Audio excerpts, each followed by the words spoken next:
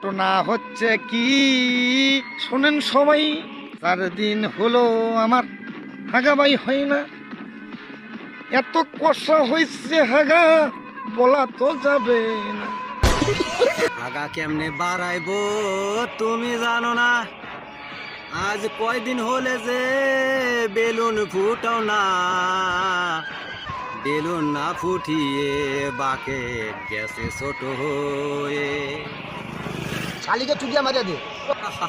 তোমাকে করতে হবে কি, ওই যে বিল্ডিং এ ছাদ করার সময় যে ভাইব্রেশন দেয় না, সেই ভাইব্রেশন গোয়ার মধ্যে দিয়ে 4-5 দিন দিয়ে যদি থোয়া যায় তাহলে ঠিক হয়ে যাবে, হাগা ক্লিয়ার হয়ে যাবে। আর যদি ওইটাও না থাকে, ওই যে 1200 মডেলের মোবাইল আছে না, 1200 Nokia hungry, okay vibration on করে পাশের মধ্যে ঢুকে দিয়ে 5-7 বার প্রতিদিন যদি রিং দেওয়া যায়, কাটতে থাকবি গোয়ার চেক বল বড় হয়ে যাবে, পকাত করে ফাঁকা হয়ে যাবে, বুঝতে পারছেন?